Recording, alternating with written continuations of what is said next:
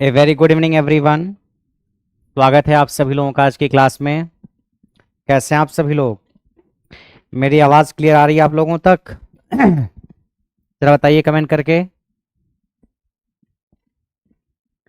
मेरे साथ प्रभास हैं, कानपुर वाला ऑफिशियल हैं, शोभित हैं, राजेश हैं, मंगला हैं, मनीष हैं, लोकेश हैं। स्वागत है आप सभी लोगों का।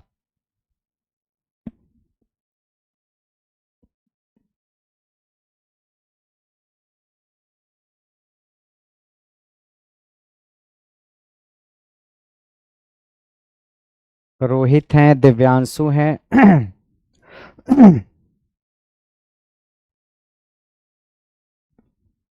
आज हम स्टार्ट करेंगे इलेक्ट्रिकल अप्लायंसेस यानी वैद्युत उपकरण। इससे कुछ सवाल आपके कई बार एग्जाम में आ जाते हैं।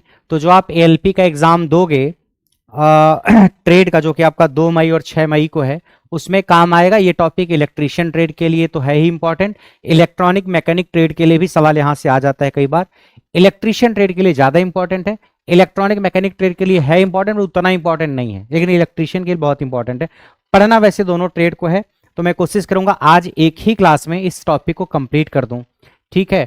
उसके अलावा अगर आपने करियरविल ऐप पे सुपर फास्ट बैच नहीं ज्वाइन कर रखा है तो आप ज्वाइन करके पढ़ सकते हो। 20 दिन का बैच है जिसमें लगभग सिलेबस पूरा ही हो गया है, बट कुछ क्लासेज और उस बैच में होंगी। तो आप करियरविल ऐप अपने फोन में इंस्टॉल करेंगे। ऐप खोलने के बाद सबसे नीचे बैच का एक ऑप्शन आता है, उस पर क्लिक करेंगे आप। ऐप खोलने के बाद सबसे नीचे बैच का एक ऑप्शन आता है, उस पर क्लिक करेंगे। फिर ऊपर कई सारे सेक्शन दिखेंगे आपको, एसएससी, बैंक, टीचिंग, 9, 10 ऐसे। एक सेक्शन और दाएं साइड आप जाओगे दिखेगा जेईई, आईटीआई और रेलवे एग्जाम का, उस पर क्लिक करना।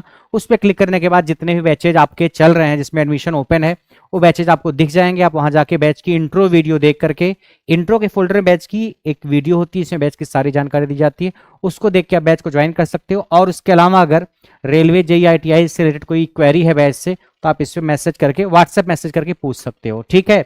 तो सुपर फास्ट बैच चल रहा है इलेक्ट्रीशियन ट्रेड के लिए, इलेक्ट्रॉनिक मैकेनिक ट्रेड के लिए, और बेसिक साइंस और इंजीनियरिंग का एक प्रैक्टिस बैच भी है, उसको आप ज्वाइन कर सकते हो। बाकी ट्रेड के जो बैचेज हैं, कंप्लीट बैचेज, वो भी चल रहे हैं, वेल्डर, आरएसी, फिटर वगैरह के, और बेसिक साइंस और इंजीनियरिंग का कंप्लीट बैच भी चल रहा है।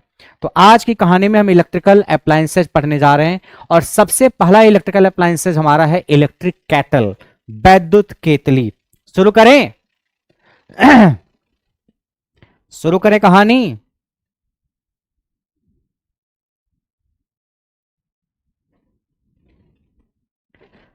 रोहित, ये टॉपिक इलेक्ट्रॉनिक मैकेनिक इलेक्ट्रिशियन दोनों के लिए है। कुमकुम, ठीक है, कुमकुम देखता हूं मैं। रविपाल, शत्रुघ्न, किशन। आज की क्लास में मैं मोटा मोटा इलेक्ट्रिकल अप्लायंसेस को कंप्लीट कर दूंगा, तो आप ध्यान से पढ़ना। जो जरूरी चीजें हैं मैं पढ़ा के खत्म करता हूं, ठीक है। काफी दिनों बाद आप लोगों से आज मुलाकात हो रही। पहला उपकरण है वैद्युत केतली। इलेक्ट्रिक केतल में हम क्या करते हैं, इसमें आप पानी गर्म कर सकते हो। अगर ठंडियों के टाइम पे आपको पानी गर्म करना है तो आप पानी गर्म कर सकते हो, टू वार्म द वाटर। या चाय वाय बनानी है तो भी आप चाय बना सकते हो, to make the tea. Electric kettle में पानी डालो, दूध डालो, चाय पत्ती डालो और चला दो, स्विच ऑन कर दो, या पानी डाल के स्विच ऑन कर दो, गर्म हो जाएगा पानी। यह किस सिद्धांत पे कार्य करता है? Works on the heating effect of current. विद्युत धारा के उष्मीय प्रभाव पे काम करता है। किस पे काम करता है? विद्युत धारा के उष्मीय प्रभाव पे। देखो, इलेक्ट्रिक करंट के कई सारे प्रभाव होते हैं। एक होता है हीटिंग इफेक्ट, जो कि आपका इलेक्ट्रिक केटल हो गया, इमर्शन रॉड हो गया, या प्रेस हो गया, सब हीटिंग इफेक्ट पे काम करते हैं, उष्मीय प्रभाव पे। फिर एक होता है केमिकल इफेक्ट इलेक्ट्रिक करंट का, जो कि सेल एंड बैटरी में आप पढ़ते हो। फिर मैग्नेटिक इफेक्ट होता है, जो कि आप मशीन वगैरह में पढ़ते हो, कि करंट आती है तो उससे फ्लक्स वगैरह आ जाता है। कहानी क्या है इसकी? इलेक्ट्रिक केटल में मान लीजिए एक वायर है, कोई क्या है, एक वायर, उसका कुछ रेजिस्टेंस है, उसमें करंट जा रही है। अगर इसका कुछ रेजिस्टेंस है, इसमें करंट जा रही है, आई करंट जा रही है, रेजिस्टेंस इसका आर है, आई करंट जा रही है, रेजिस्टेंस इसका आर है, तो इसमें हीट पैदा होगी कितनी? I square R T. जो हीट पैदा होगी I square R T, I current है, आर रेजिस्टेंस है, टी टाइम है, आई स्क्वायर आर टी इतनी हीट पैदा होगी। जो हीट है आपकी वो आई स्क्वायर पे डिपेंड करेगी। किस पे डिपेंड करेगी? आई स्क्वायर पे। करंट आई है, इसका रेजिस्टेंस आर है, टी टाइम है। यानी अगर क्वाइल में, जो आपके इलेक्ट्रिक कैटल वैद्युत केतली में क्वाइल है, अगर उसमें आई करंट आर रेजिस्टेंस में टी टाइम तक फ्लो करती है, तो जो ऊष्मा पैदा होती है वो आई स्क्वायर आर टी है। इस पे न्यूमेरिकल कई बार आपके एग्जाम में ऐसे आ जाता है कि अगर किसी वैद्युत केतली में बहने वाली धारा 60% बढ़ जाए तो उत्पन्न ऊष्मा कितने % बढ़ जाएगी, ऐसे छोटे छोटे सवाल मिलेंगे। कि अगर करंट आपकी इंक्रीज हो जाती है 60% तो हीट कितने परसेंट बढ़ जाएगी, तो हीट है आई स्क्वायर आर टी, यहां से देख सकते हो एच डायरेक्टली प्रोपोर्शनल आई स्क्वायर के, ये एच वन बटे एच टू बराबर आई वन बटे आई टू का होल स्क्वायर। तो एच वन बटे एच टू क्या है, आई वन बटे आई टू, हमने मान लिया पहले करंट 100 थी, पहले करंट कितनी थी 100, करंट 60% बढ़ी है, यानी अगर पहले 100 थी तब कितनी हो गई 160, 60% बढ़ने का मतलब अगर पहले की करंट को आई वन को मैंने 100 मान लिया तो बाद की करंट 160 हो गई। इसको रख के सवाल को 0 0 कट गया, 10 का स्क्वायर 100, 16 का स्क्वायर 256, 100 बटे 256, यानी अगर पहले हीट 100 थी, अगर पहले हीट 100 थी तो अब हीट कितनी होगी 256, यानी 100 से 256 हो गई। हीट पहले 100 थी अब 256 होगी, कितना बढ़ी, 100 थी 256 तो बढ़ी कितनी 156, 156 बढ़ी है। और 100 पे कोई चीज जितनी बढ़ती है घटती हुई तो परसेंटेज होता है, 156% बढ़ गई। या अगर आपको मैथमेटिकली देखना है तो परसेंटेज इंक्रीमेंट कैसे निकालोगे, ऊपर इंक्रीमेंट नीचे इनिशियल वैल्यू, ऊपर वृद्धि नीचे प्रारंभिक मान, वृद्धि कितनी हुई 100 से 256 हुआ है ना, तो 256 माइनस 100 ये प्रारंभिक मान है अंतिम मान, तो अंतिम मान में से प्रारंभिक मान को माइनस करिए, ऊपर 156 नीचे 100, प्रारंभिक मान तो 100 ही था ना, पहले हीट 100 थी बाद में 256 हुई, तो बढ़ी कितनी 156 बढ़ी है। कितने पे बढ़ी 100 पे, तो 100 पे कोई चीज जितनी बढ़ती है वही तो परसेंटेज होता है। तो या तो डायरेक्ट देख लो 156% बोल दो, और अगर आपको डायरेक्ट नहीं समझ में आ रहा तो आप ऐसे करके देख लो।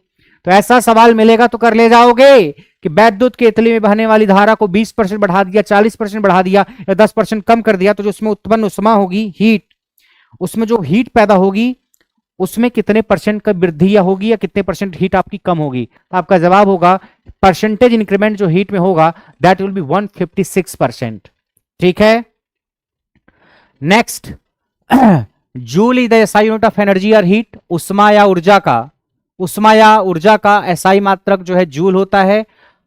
अर्ग is CGS unit of energy और हीट, ऊर्जा या उष्मा का सीजीएस यानी सेंटीमीटर ग्राम सेकंड में मात्रक अर्ग होता है। 1 जूल में 10⁻7 अर्ग होता है, 1 कैलोरी में 4.2 जूल होते हैं। ये सब रिलेशन याद रखना, 1 कैलोरी में इतना जूल, 1 जूल में इतना अर्ग, ये सब रटने वाला है। सर रटने में बहुत मास्टर रट लेंगे सर, आगे बढ़ो। सवाल ऐसे पूछा गया, अगर 2 एम्पियर की करंट 75 ओम के प्रतिरोध में 2 मिनट तक बहे तो उत्पन्न उष्मा कितनी हो जाएगी। ये सवाल आपके सामने है, बताओ। 2 ampere current flows in 75 ohm resistance for 2 minute, then produced heat will be, heat का फार्मूला क्या है I square R T, current कितनी 2 एम्पियर तो 2 का स्क्वायर, आर कितना 75 ओम, 75 दिया, टी टाइम यहां 2 मिनट रखा तो 2 मिनट रख दे, नहीं, अगर आप हीट को जूल में निकालना चाहते हो तो टाइम को सेकंड में रखिए, हीट को अगर आप जूल में निकालना चाहते हो तो टाइम को सेकंड में रखिए। 2 मिनट था, 2 मिनट में 120 सेकंड हो गया, रख दिया। अब ये 4 75 120 गुणा करके निकाला तो कितना आ गया 36,000 जूल, 36,000 जूल। अब ऑप्शन में 36,000 जूल, 36,000 जूल टिक करो, नहीं तो 1000 से भाग देके किलो जूल कर दो, 36 किलो जूल। ऐसे सवाल छोटे छोटे आएंगे चिंटू कर, हम कर ले जाएंगे, कर ले जाओगे, चलो ठीक है। अब आते हैं इलेक्ट्रिक आयरन, आपके सिकुड़े हुए कपड़े को प्रेस करने के लिए, इस्त्री करने के लिए, उस पर चमक बरकरार रखने के लिए हम वैद्युत आयरन या वैद्युत प्रेस का इस्तेमाल करते हैं। कपड़ा प्रेस करने के लिए उसको इस्त्री करना ही बोलते हैं, कपड़े को प्रेस करना है, कपड़े को इस्त्री करना। करते कि नहीं करते हैं? हाँ सर, हम तो ऐसे ही कपड़ा उठा के पहन लेते जैसे गगरी से निकाल के पहन लिया हो। चिंटू कोई जरूरत नहीं, अभी तो आप कुछ भी पहनो, क्लास में जाते हो आप, चले आते हो, मान लेकर आप ऑफलाइन क्लास ही तो जाते हो, कपड़ा प्रेस नहीं रहेगा तो भी चलेगा। इसमें क्या होता है, इसमें एक हीटिंग एलिमेंट होता है, मतलब एक क्वाइल है, मान लीजिए हीटिंग एलिमेंट जो कि नाइक्रोम का बना होता है, अभी हम उसकी चर्चा करेंगे नाइक्रोम की। हीटिंग एलिमेंट होता है, एक क्वाइल होती है, इसमें मान लीजिए एसी करंट हमने दिया, हीटिंग एलिमेंट मतलब हीटिंग कुंडली, हीटिंग तत्व में करंट दिया तो क्या होगा, इसमें हीट पैदा होगी I square R T. I current हमने दिया, इसका रेजिस्टेंस मान लीजिए कितना है आर है, कितने टाइम तक, टी टाइम तक, टी सेकंड तक, तो जो उष्मा पैदा होगी वो आई स्क्वायर आर टी उष्मा पैदा होगी। अब ये जो उष्मा पैदा होती है क्वाइल में, वो जो बेस प्लेट है नीचे, बेस प्लेट कौन सी प्लेट, अरे जो प्लेट जिससे कपड़ा प्रेस करते हो, जो कपड़े से टच करती है वही बेस प्लेट है, जो बेस प्लेट जो कपड़े को टच करती है भाई,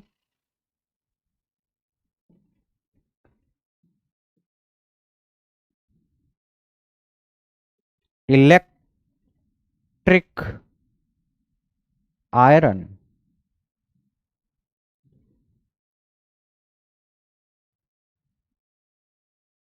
ये मान लीजिए आपका इलेक्ट्रिक आयरन है, जो सबसे नीचे वाली प्लेट है ये जो आपके कपड़े से टच होकर कपड़े को प्रेस करती है, उसकी सिकुड़न को दूर करती है, उसको हॉट प्लेट मान लीजिए, उसको मान लीजिए क्या बोल रहे हैं, उसको हम बेस प्लेट बोल दे रहे हैं, चलिए बेस प्लेट। तो बेस प्लेट को हीट दे देती है कॉयल, ये कॉयल उस बेस प्लेट को हीट दे देती है। तो वही लिखा हुआ है, एसी करंट हम देते हैं किसको, कुंडली को, जो कॉयल है एसी करंट देते हैं। तो इस हीटिंग कॉयल में क्या पैदा होती है, उष्मा पैदा होती है, हीट पैदा हो जाती है। और वो हीट जो इस कॉयल में करंट देने से पैदा हुई, उस हीट को दिया जाता है किसको, this heat is transfer to plate of iron. इस उष्मा को प्रेस प्रेस की प्लेट के पास स्थानांतरित कर देते हैं। नीचे वाली प्लेट जो टकराएगी, जो जो जो टच होती है कपड़े के साथ, और फिर कपड़ा आपका जब गर्म होता है तो वो प्रेस हो जाता है। सवाल आता है कि इलेक्ट्रिक आयरन के सिद्धांत पे कार्य करता है वैद्युत प्रेस, ये कार्य करता है धारा के ऊष्मीय प्रभाव पे। यही सवाल सबसे ज्यादा इंपॉर्टेंट है, heating effect of electric current पे। और दूसरा सबसे इंपॉर्टेंट सवाल है थर्मोस्टेट का क्या काम होता है। आप कई बार देखते हो कि कपड़ा प्रेस करते करते कपड़े को कपड़ा प्रेस करते करते आप प्रेस को ऐसे रख देते हो, ऐसे रख देते हो ना, फिर देखते हो आप कुछ देर बाद आवाज आती, चक से आवाज आती कि नहीं, मतलब लाइट बंद हो जाती है। इसका मतलब सप्लाई से पावर तो आ रही थी पहले, लेकिन अब आपका जो थर्मोस्टेट था उसको लगा भाई प्रेस तो ज्यादा गर्म हो गया, कपड़ा प्रेस कर नहीं रहा चिंटू, शायद बबली का फोन आ गया, बात कर रहा, हेलो कैसी हो, और तब तक प्रेस आपका गर्म है, तो उसने क्या किया, सप्लाई को कट कर दिया एक तरीके से, कि अब प्रेस में करंट ही नहीं आ रही एक तरीके से, लो। तो थर्मोस्टेट का काम क्या है, एक तरीके से आपका जो हीटिंग एलिमेंट है उसके टेम्परेचर को कंट्रोल करना। थर्मोस्टेट का काम क्या है, जब हीटिंग तत्व अपने निश्चित ताप तक पहुंच जाता है तो आने वाली धारा को रोकने का काम या सर्किट को स्विच ऑफ करने का काम थर्मोस्टेट का होता है। प्रेस को गर्म करना था, भाई आपको कौन सा कपड़ा प्रेस करना है उसके हिसाब से आप चेंज कर सकते हो, ऊनी कपड़ा है या कुर्ता पैजामा है या शर्ट है या कुछ ऐसी साड़ी है जो जल्दी जल सकती है, तो उसके हिसाब से आप सेटिंग करते हो। तो उस टेम्परेचर तक पहुंचने के बाद थर्मोस्टेट क्या करता है, कट कर देता है करंट को। It is used to switch off the electric current in coil when temperature of heating coil reaches to desired value. जितना टेम्परेचर चाहिए उतना होने के बाद, यानी थर्मोस्टेट का काम है तापमान को, थर्मो मतलब ताप, थर्मो मतलब ताप, टेम्परेचर को कंट्रोल करना। या एक लाइन में सीधे बोल दो, control the temperature of iron. Iron का मतलब लोहा नहीं, आयरन का मतलब यहां पे प्रेस, जो प्रेस है उसके टेम्परेचर को कंट्रोल करने का काम किसका होता है, थर्मोस्टेट का होता है। सवाल आता है हीटिंग एलिमेंट क्या होता है, ये क्वायल होती है जिसमें करंट पास कराई जाती है और फिर उष्मा पैदा होती है। It is a coil in which current is pass, और जब करंट पास होती है तो क्या होता है, हीट पैदा होती है। सवाल पूछा गया है क्या, रेजिस्टिविटी क्या होनी चाहिए हीटिंग एलिमेंट की, जो वैद्युत प्रेस में हम हीटिंग क्वायल यूज करते हैं उसकी प्रतिरोधकता ज्यादा होनी चाहिए।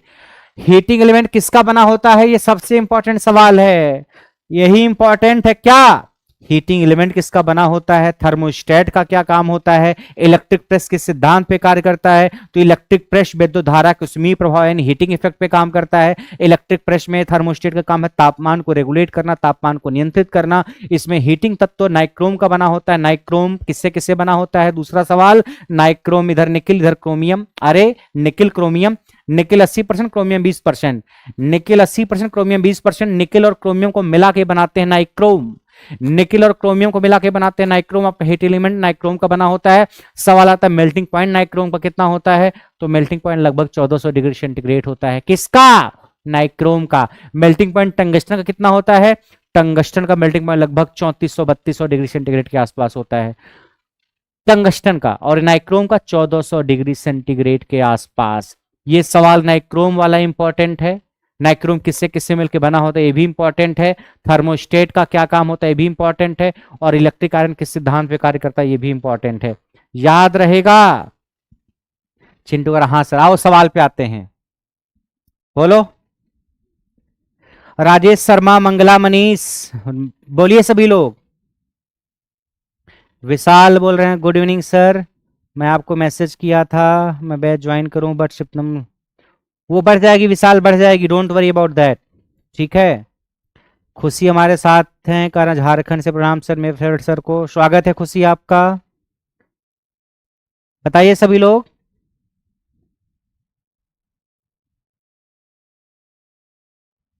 तो कंप्लीट बैच ज्वाइन करो अंकुर, वहां से फिर आराम आराम से पढ़ो, कंप्लीट बैच, बोलिए। आइए आगे बढ़ते हैं। विद्युत संबंध को करते समय में बिजली का झटका लगने की आशंका नहीं है। There is no risk of getting an electric shock while making electrical connection. मतलब इलेक्ट्रिकल कनेक्शन हम कर रहे हैं, कुछ बिजली का काम कर रहे हैं, तो कहां पे झटका लगने की संभावना नहीं होगी। भीगी हुई लकड़ी है तो संभावना है, गीली रस्सी है तो संभावना है, मेटल की रॉड है तो संभावना है, ड्राई वुड है, सूखी लकड़ी है, सूखी लकड़ी है तो कोई संभावना नहीं इलेक्ट्रिक शॉक लगने की। लकड़ी कैसी होनी चाहिए? सूखी होनी चाहिए, सूखी।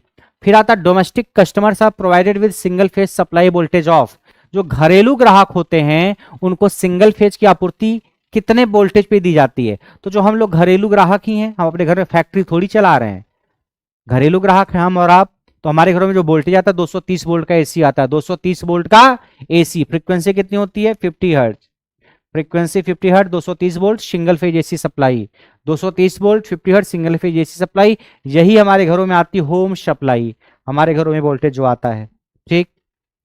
सवाल यह आता है कि अगर एक इलेक्ट्रिक कैटल है, वैद्युत केतली है, उसको हमने बिना पानी डाले ऑन कर दिया, मतलब केतली को क्या करना है? उसमें पानी डालने के बाद ही तो ऑन करना है, तभी तो पानी गर्म होगा।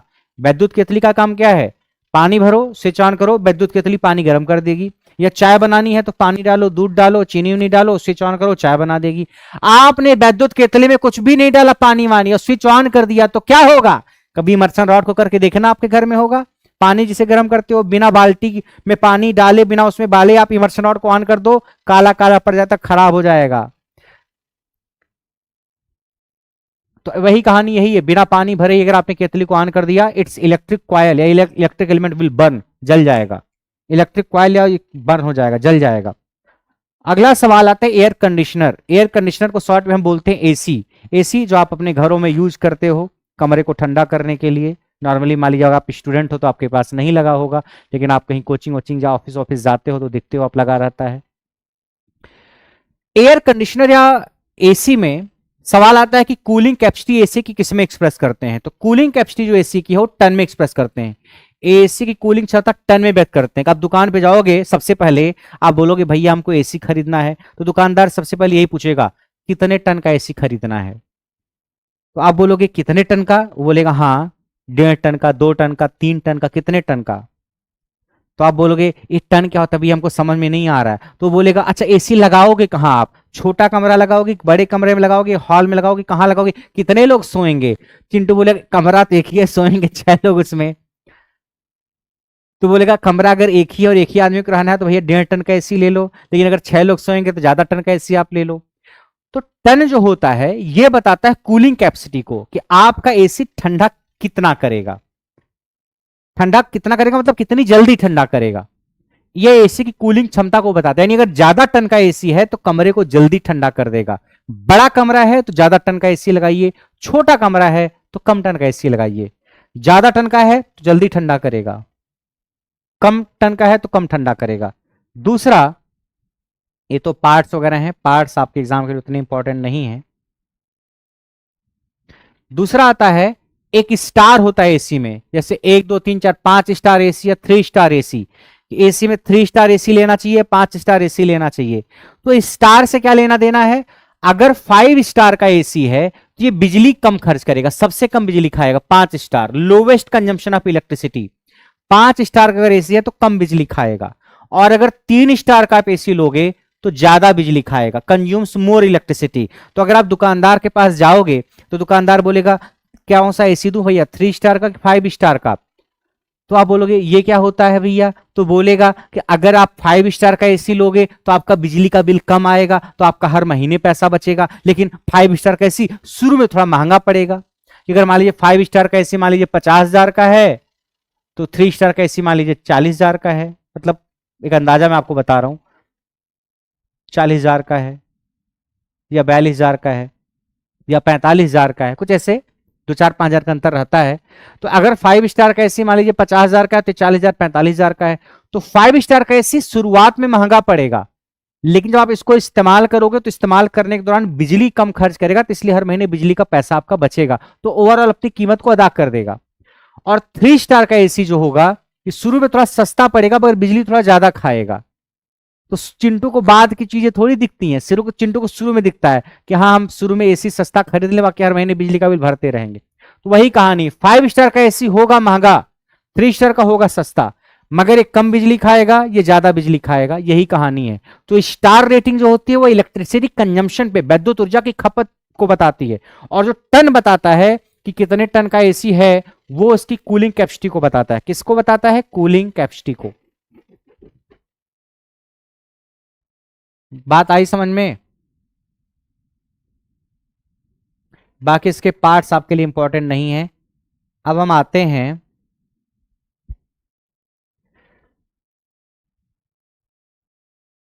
रेफ्रिजरेटर पे। रेफ्रिजरेटर क्या करता है? रेफ्रिजरेटर मतलब फ्रिज। फ्रिज, आपके घर में आप गर्मी आ रही, फ्रिज की जरूरत पड़ेगी। आपके पास अगर फ्रिज नहीं है तो आप मटके का या घड़े का इस्तेमाल कर लीजिए। मटके को या घड़े को गरीबों का फ्रिज कहा जाता है। अगर आपके पास पिछले साल का मटका है तो उसको बदल देना, नया मटका ले आना, क्योंकि धीरे धीरे मटका पानी ठंडा करना कम कर देता है। तो अगर आपके पास पुराना मटका है तो आप बदल दो, अगर पैसा है तो। नहीं पैसा है तो कोई बात नहीं, मटके के ऊपर सूती कपड़ा लगा के पानी वानी का छींटा मार दिया करोगे तो काम भर का पानी आपका ठंडा रहेगा। रेफ्रिजरेटर क्या करता है? खाने की चीजों को या सब्जी वब्जी ला के रख सकते हो आप, सब्जी जल्दी खराब नहीं होती, पानी वानी ठंडा करता है। इसमें एक होता है कंप्रेसर रेफ्रिजरेटर में, इसको बोलते हैं हार्ट ऑफ रेफ्रिजरेटर। रेफ्रिजरेटर का दिल बोलते हैं। क्या बोलते हैं? दिल। जैसे सीआरओ का दिल क्या होता है? CRT. CRO cathode ray oscilloscope का दिल क्या होता है? CRT cathode ray tube. ऐसे रेफ्रिजरेटर का दिल क्या होता है? Compressor. It is heart of compressor. ये कूलिंग का काम करता है, इट हेल्प्स इन कूलिंग। ठीक है, बस ज्यादा इसमें कंप्रेसर के बारे में नहीं जानना है आपको। लिखा हुआ कि बिना कंप्रेसर के आप रेफ्रिजरेटर सिर्फ एक अलमारी है। यानी अगर आपके पास रेफ्रिजरेटर है, फ्रिज है, और उसमें कंप्रेसर नहीं है तो सिर्फ एक अलमारी का चीजों को रख सकते हो, ठंडा वंडा तो नहीं कुछ करेगा, बेकार है। तो कंप्रेसर इसका मतलब बहुत जरूरी चीज है, दिल है रेफ्रिजरेटर का। बिना उसके ये सिर्फ क्या है? अलमारी है।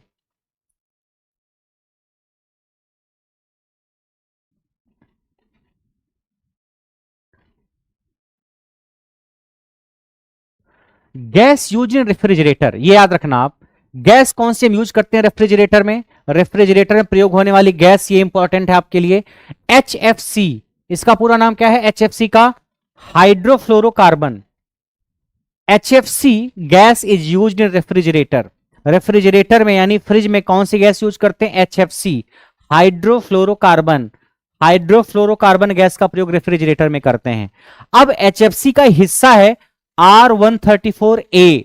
R134A is a gas which is member of HFC। जो आप लिख रहे हो कि रेफ्रिजरेटर में HFC का यूज करते हैं, HFC का ही मेंबर है। इसमें कई सारी गैसेज आती हैं, कई सारे मेंबर्स हैं। इसका जो ये वाला मेंबर है R134A, ये मेंबर है इसी का, और यही गैस हम नॉर्मली यूज करते हैं रेफ्रिजरेटर में। आजकल हम रेफ्रिजरेटर में R134A गैस का प्रयोग करते हैं, जो SF6 ग्रुप का हिस्सा है। ठीक है, जैसे अगर कहा जाए गगन सर कहां पढ़ाते हैं? करियरविल पे। राजकुमार सर कहां पढ़ाते हैं? करियरविल पे। तो दोनों लोग करियरविल का हिस्सा है। HFC करियरविल है, बाकी ये राजकुमार सर है। तो ये गैस वाला आप याद रखना। फ्रेयान, या जिसको क्लोरोफ्लोरोकार्बन भी हम कह सकते हैं, का हमने अब इस्तेमाल बंद कर दिया क्योंकि ओजोन लेयर में होल होता है। फ्रेयान या chlorofluorocarbon is now not used या less used because it was not environment friendly. It was causing hole in ozone layer. Ozone की परत में छेद करती थी फ्रेयॉन या क्लोरोफ्लोरोकार्बन, इसलिए हमने इसका इस्तेमाल कम कर दिया है। किसका यूज करते हैं? HFC या R134A। ये पूछा गया एग्जाम में, तो याद रखना आप। याद रखोगे? आइए अगला सवाल। What is the revolution speed of a standard food mixer? आपके घर में जो फूड मिक्सर है, मिक्सी है, उसकी स्पीड कितनी होती है? 150 से 500 आरपीएम, इतनी कम नहीं होती है। 2000 आरपीएम ना, 500 से 2000, 3000 से 14000, यस। फूड मिक्सर में यूनिवर्सल मोटर होती है जो सबसे ज्यादा स्पीड के साथ चलती है। अगर सवाल आए कौन सी मोटर है जो सबसे तेजी के साथ चलती है, भानु बोल रहे CFC भी है ना सर? है CFC, मगर थोड़ा सा नुकसानदायक, इसलिए हमने उसका इस्तेमाल धीरे धीरे कम कर दिया है। ठीक है, बोलो। यूनिवर्सल मोटर यूज करते हैं, बहुत तेजी के साथ चलती है, 3000 से 14000 आरपीएम, मतलब काफी तेजी के साथ, काफी ज्यादा इसकी स्पीड होती है। The capacity of air conditioner is expressed in which are the following. एक एयर कंडीशनर की क्षमता किसमें व्यक्त करते हैं? टन में व्यक्त करते हैं। ज्यादा टन का एसी है तो जल्दी ठंडा करेगा, कम टन का एसी है तो कम ठंडा करेगा। सवाल है, घरेलू उपकरण सामान्यतः इसमें से किस पर काम करने के लिए डिजाइन किए जाते हैं? Household appliances are generally designed to operate on which of the following. हमारे घर के जो उपकरण हैं, चाहे मिक्सर है, चाहे कुछ भी है आपके घर में, भाई आपके घर में जो सप्लाई आती है उसी पे तो काम करेगा। हमारे घर में, आपके घर में सिंगल फेज एसी सप्लाई आती है 230 volt, voltage 230 220 volt, frequency 50 hertz, single phase AC voltage आता है, इसी पे हमारे घर के उपकरण काम करते हैं। 230 वोल्ट ये कौन सा वोल्टेज है? ये फेज वोल्टेज है, ये इस आने वाले वोल्टेज की आरएमएस वैल्यू है, वर्ग माध्य मूल मान, और फ्रीक्वेंसी 50 हर्ट्ज है। इसी पे हमारे घर के सारे उपकरण काम करते हैं। सवाल है, which are the following household appliance require smallest motor size. हमारे घर में ऐसी कौन सी चीज है जिसमें इस्तेमाल किया जाने वाला मोटर सबसे छोटे साइज का है? तो जवाब है इलेक्ट्रिक क्लॉक।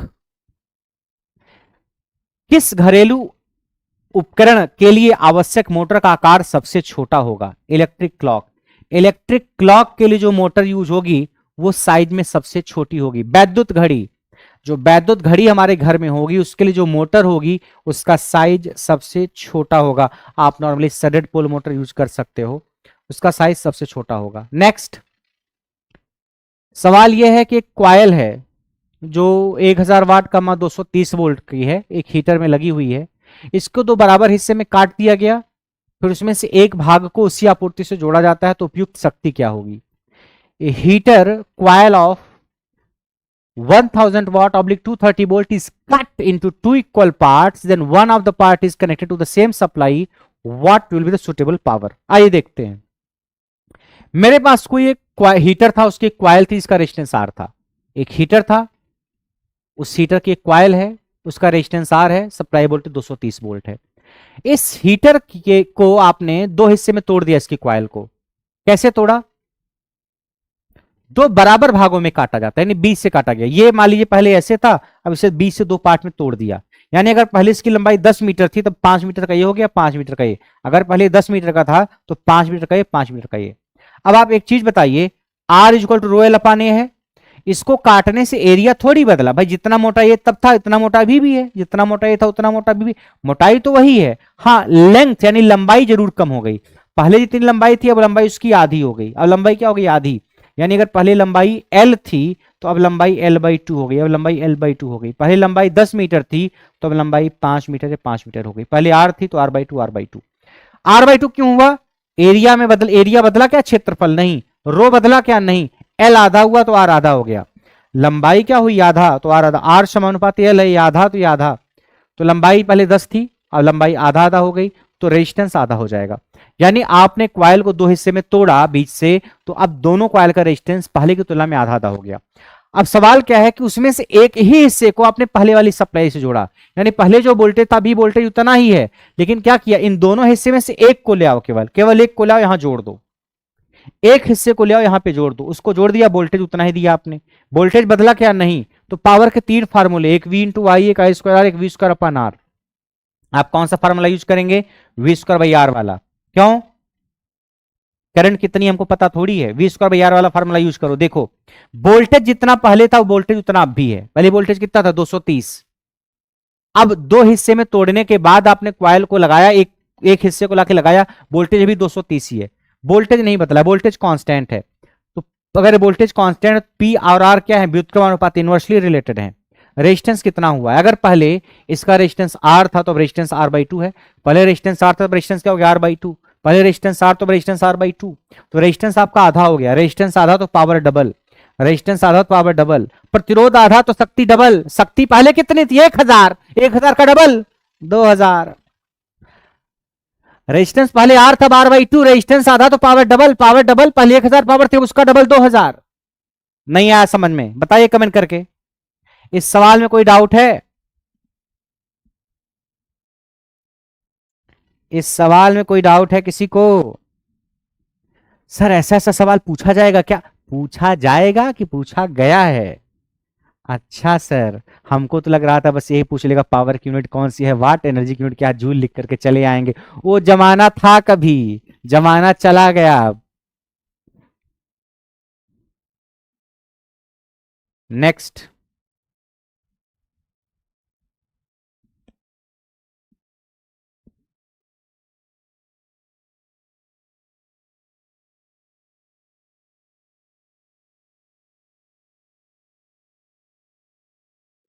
वाटर हीटर्स या गीजर्स,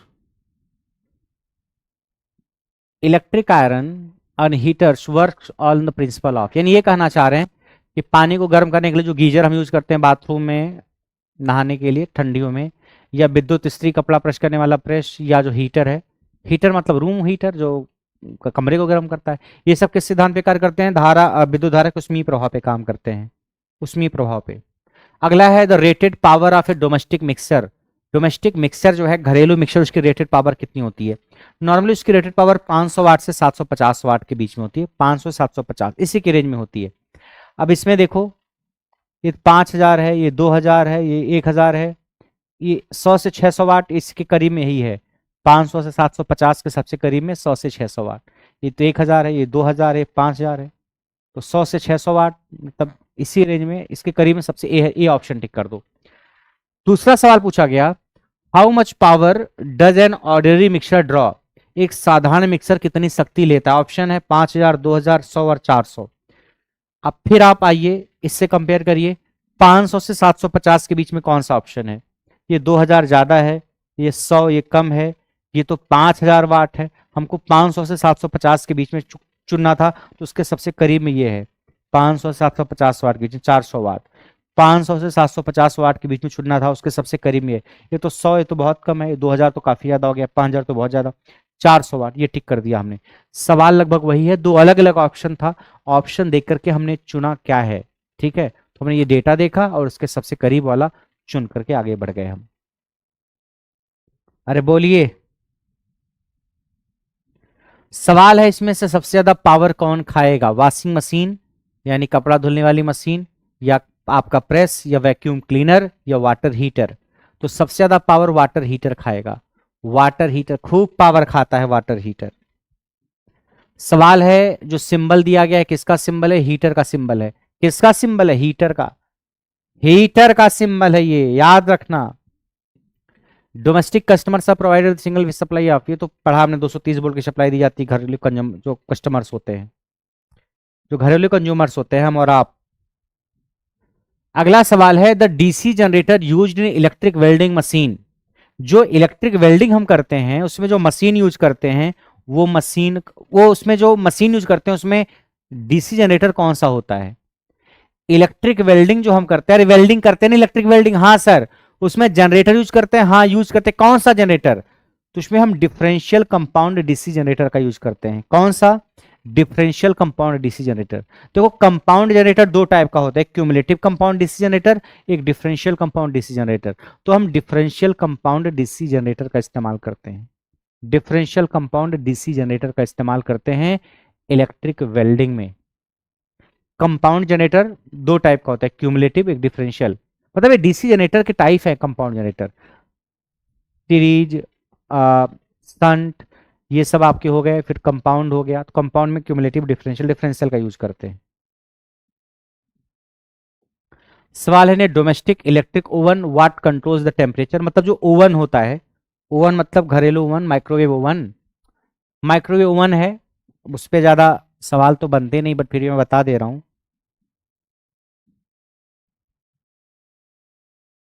माइक्रोवेव ओवन क्या है? ये कुछ इस टाइप का होता है। इसमें आप समोसा लेके आओ दुकान से, समोसा ठंडा हो गया मान लीजिए घंटे तक, उसके बाद कोई मेहमान आ गया तो ठंडा समोसा कैसे दोगे? फिर तेल में डाल के आपको गर्म करने की जरूरत नहीं है, इस माइक्रोवेव ओवन में डालिए, इसको बंद करिए, टाइम लगा दीजिए 1 मिनट 2 मिनट का, 1 मिनट में गर्म करके बिल्कुल दे देगा, बिना तेल के पका देगा। सर ऐसा है क्या? हाँ, मछली खाने का मन है, मछली लेकर के आओ 4-5 पीस, हल्का सा हल्दी और नमक लगा करके इसके अंदर डाल दो, कोई तेल वेल नहीं, बंद कर दो, टाइम लगा दो 5 मिनट का 4 मिनट का, मछली पका के तैयार करके दे देगा। मतलब अगर आपको सूखा चिकन खाना है, मछली खानी है, कुछ भी खाना है, कुछ गर्म करना है तो डालो गरम। दाल है, दाल ठंडी हो गई है, कटोरी में रखो, डालो, बंद करो, टाइम सेट करो, गरम। ये चीजों को गर्म कर देता है। तो माइक्रोवेव ओवन में भी थर्मोस्टेट हम यूज करते हैं, इसका काम है टेम्परेचर को कंट्रोल करना।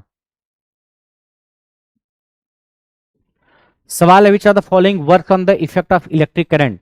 इसमें से कौन विद्युत धारा के ऊष्मीय प्रभाव पे काम करता है? Washing machine? जी नहीं, वॉशिंग मशीन विद्युत धारा के ऊष्मीय प्रभाव पे थोड़ी काम करती है।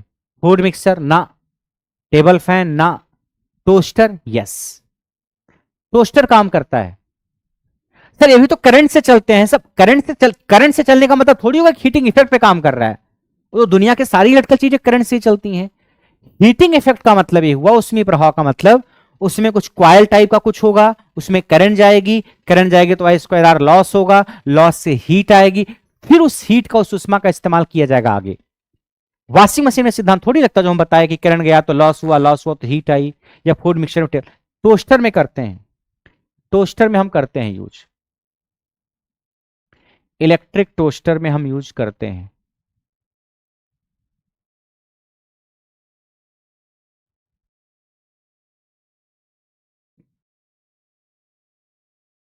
सर बजाज का है इलेक्ट्रिक टोस्टर, कितने रुपए का आ रहा है? 1799 रुपए का आ रहा है बजाज, 750 वाट का 2 स्लाइस पॉपअप टोस्टर। ऐसे सुबह सुबह ऑफिस जाने वाले क्या करते हैं, इसमें ब्रेड डाले, ब्रेड को सेक के दे दिया टोस्टर ने, ब्रेड को सेक के दे दिया। अब इस सिकी हुई ब्रेड को चाहे दूध के साथ खा लो डुबा डुबा के, चाहे चाय के साथ खा लो डुबा डुबा के, नहीं तो चटनी वटनी है जैम है वो लगा लो, चपनप्राश लगा लो, इसके अंदर कुछ डाल लो, जो मन में आए डालो खा लो, वैसे ही कच्चा ही खा लो, पानी पी लो चले जाओ। ठीक, तो ब्रेड टोस्टर है, टोस्ट करने के लिए सेकने के लिए यूज करते हैं, ये काम करता है हीटिंग इफेक्ट पे।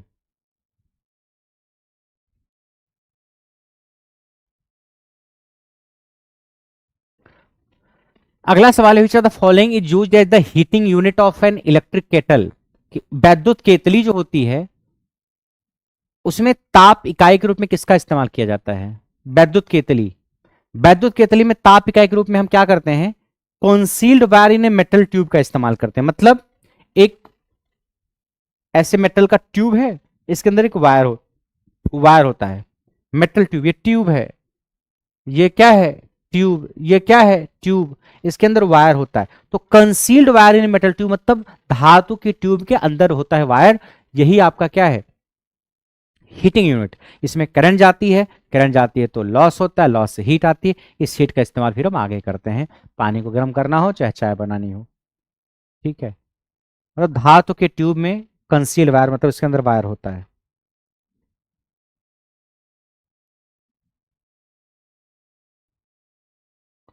अगला सवाल आता है कि what is the heat distribution in the base plate of electric iron.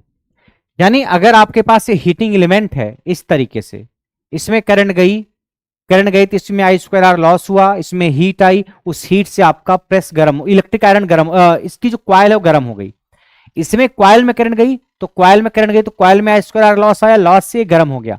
अब ये गर्म तो हो गया, लेकिन जो नीचे का हिस्सा है जिसको आप बेस प्लेट बोलते हो चाहे सोल प्लेट बोलते हो, बेस प्लेट मान लो बोलते हैं, तो जो बेस प्लेट है नीचे की ये तो कपड़े से टकराएगी ना, तो ये गर्म कैसे होगी, ये हीट इसके पास पहुंचती है, ये हीट इसके पास पहुंचती है, किसके थ्रू पहुंचती है, चालन के द्वारा या संवहन के द्वारा या विकिरण के द्वारा, तो थ्रू कंडक्शन पहुंचती है, कंडक्शन के द्वारा। तो जो बेस प्लेट है आपकी, बेस प्लेट जो है आपकी, वहां तक जो उष्मा पहुंची है आपके हीटिंग एलिमेंट की, वो किस माध्यम से पहुंची है, वो पहुंची है चालन के द्वारा, कंडक्शन के द्वारा। टच करते हैं दोनों तो कंडक्शन के द्वारा पहुंचती है, चालन, संवहन और विकिरण। कंडक्शन के दौरान हीट का ट्रांसफर होने के लिए दो चीजों का टच होना जरूरी है। संवहन के लिए जैसे पानी में आप इमर्शन रॉड डालते हो तो पानी गर्म हो जाता है, तो पानी का गर्म होना जो है जैसे लिक्विड्स वगैरह में नॉर्मली कन्वेक्शन यानी संवहन के दौरान ये काम होता है, और सूरज से पृथ्वी तक जो उष्मा वगैरह आती है वो विकिरण यानी रेडिएशन के दौरान आती है। नेक्स्ट सवाल है,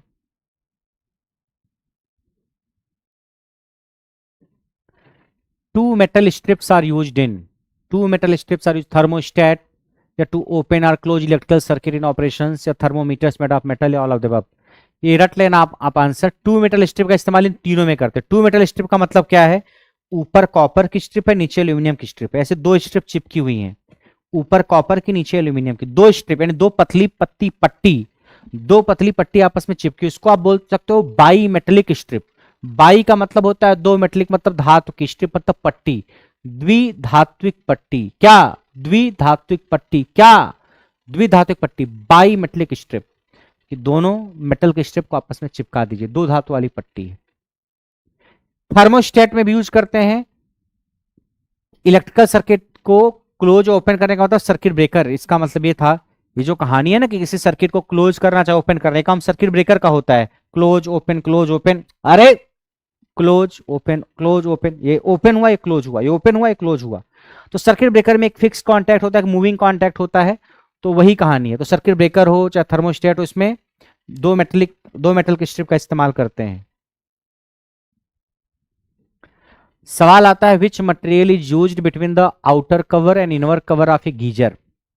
गीजर का क्या काम है, आपके बाथरूम में गीजर लगा होता है जिससे आप नहाने का पानी नॉर्मली गर्म करते हो। जब आप बाथरूम में नहाने का स्विच ऑन कर देते हो 2-4-5 मिनट में आपका पानी गर्म कर देता है गीजर।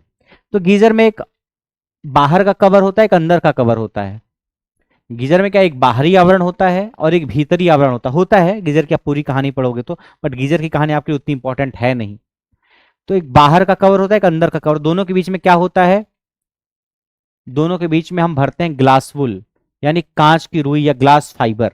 ये याद रख लेना, गीजर के बाहर का आवरण और भीतर का आवरण के बीच में जो सामग्री भरी जाती है उसके बीच में हम ग्लास वुल या कांच की रुई या ग्लास की रुई का इस्तेमाल करते हैं। ठीक है।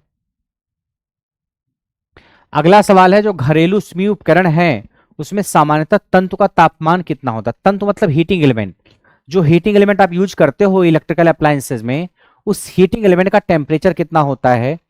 अरे जैसे इलेक्ट्रिक केटल हो गई, चाहे इलेक्ट्रिक आयरन हो गया, इसमें जो हीटिंग एलिमेंट है जो कि नाइक्रोम का बना होता है, उसका टेम्परेचर 550 से 900 डिग्री सेंटीग्रेड के आसपास होता है। रट लेना इसको, सर रटेंगे नहीं तो परेशान ही रहोगे। हमारे साथ कौन है, एसटी व्लॉग, शोभित, बादशाह, सूर्यकांत, हरि कृष्णा, विभूति मोदी। कोई तकलीफ है, समझ में आ रहा है कि नहीं आ रहा है। ये तापमान याद रखना 550 से 900 डिग्री सेंटीग्रेड तक होता है। अगला सवाल है, यानी ये कहना चाह रहे हैं कि जो भी आपके विद्युत रोधी जो भी आपके इलेक्ट्रिकल इंस्ट्रूमेंट हैं उसमें जो इंसुलेशन यूज करते हैं उसका प्रतिरोध कम से कम कितना होना चाहिए। Before starting every appliances should be checked for insulation resistance. For water heater the insulation resistance should not be less than, यानी किसी भी वैद्युत उपकरण को चलाने से पहले उसका प्रतिरोध का कुचालक चेक कर लेना चाहिए। और अगर वाटर हीटर है, पानी का हीटर है, तो उसमें कुचालक का प्रतिरोध किससे कम नहीं होना चाहिए, 1 मेगा ओम से कम। आपके जो भी अब वैद्युत उपकरण हैं, जैसे वाटर हीटर का उदाहरण इन्होंने दिया है, तो इसमें जो इंसुलेशन रेजिस्टेंस है, कुचालक का प्रतिरोध, वो किससे कम नहीं होना चाहिए, 1 मेगा ओम से कम नहीं होना चाहिए। ये तो इलेक्ट्रिसिटी रूल में भी आपने पढ़ा ही होगा। अगला सवाल है कि अगर एक मिक्सचर की आर्मेचर कॉइल को खोल दिया जाए तो क्या होगा। एक मिक्सचर की आर्मेचर कॉइल, देखो भाई जिन्होंने डीसी मशीन नहीं पढ़ी है जैसे इलेक्ट्रॉनिक मैकेनिक वाले, तो उनको समझ में नहीं आएगा। बाकी आपको पता है कि फूड मिक्सचर में हम यूनिवर्सल मोटर का यूज करते हैं, मिक्सर में, मिक्सर ग्राइंडर में। और यूनिवर्सल मोटर कैसी होती है, डीसी सीरीज मोटर से ही तो बनी होती है। यानी डीसी सीरीज मोटर बना दो, ये फील्ड वाइंडिंग या आर्मेचर वाइंडिंग, ये फील्ड वाइंडिंग या आर्मेचर वाइंडिंग, ये field armature DC series motor, इसी में थोड़ा छेड़छाड़ करके कुछ बदलाव करके हम बनाते हैं यूनिवर्सल मोटर। सवाल है आर्मेचर कॉइल को हमने ओपन कर दिया, इसको यहां से ओपन कर दोगे तो क्या इसमें कोई करंट जाएगी। भाई यहां पे सप्लाई दे रहे थे आप, यहां से सप्लाई दे रहे थे, यहां से करंट ऐसे आ रही थी। ये आर्मेचर वाइंडिंग है, फील्ड वाइंडिंग है। जब आपने आर्मेचर को ओपन कर दिया, यहां से ओपन कर दोगे आप, कोई करंट जाएगी क्या इसमें, नहीं सर। तो आर्मेचर को ओपन करने का मतलब आर्मेचर करंट जीरो। तो टॉर्क का फार्मूला क्या होता है डीसी मशीन में, के फाई ए इंटू आई ए, फाई ए नहीं फाई लिखो केवल, टॉर्क का फार्मूला क्या है, के फाई इंटू आई ए। आपने अगर आर्मेचर कुंडली को खोल दिया तो आई ए जीरो हो जाएगा। भाई इसको ओपन कर दिया तो इसमें कोई करंट थोड़ी जाएगी, ओपन हो गया, अब कहां से करंट जाएगी, गड्ढे में थोड़ी करंट जाएगी। आई ए जीरो तो टॉर्क जीरो। अब जब मशीन के ऊपर, मोटर के ऊपर कोई टॉर्क ही नहीं लगेगा तो घूमेगी कहां से, ये नहीं घूमेगी। क्या होगा, the mixture will not run at all, mixture चलेगा ही नहीं। अरे मिक्सचर चलेगा ही नहीं। तो अगर आप रट लो, अगर समझ में नहीं आ रहा है, डीसी मशीन की कहानी नहीं पता है, तो कि एक मिक्सर फूड, जो फूड मिक्सर ग्राइंडर है, मसाला पीसना, चटनी पीसना जो आप यूज करते हो, उसकी जो आर्मेचर कुंडली है, अगर उसको खोल दें तो मिक्सर नहीं चलेगा, मिक्सर नहीं चलेगा। अगला सवाल है कि the inner tank of A geyser is made up of dot dot dot so that it doesn't get damage by salty water. Geyser में एक जो आंतरिक टंकी होती है, गीजर में दो प्रकार की टंकी आप मान के चलो होती है। जो अंदर की टंकी होती है, जैसे पानी भरा हुआ है, ये पानी भर दिया हमने गीजर में, पानी भरा जाता है कि नहीं भरा जाता, हाँ। और ये फिर एक टंकी है, मान लीजिए ये पानी भरा हुआ है, इसके अंदर टंकी, ये पानी भरा हुआ है, टंकी है। अरे ये क्या है,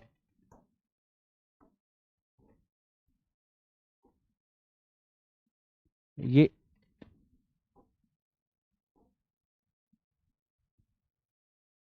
ये टंकी है और इसके अंदर पानी भरा हुआ है। ये अंदर वाली टंकी, बस बाहरी वाली टैंक वैंक होगा।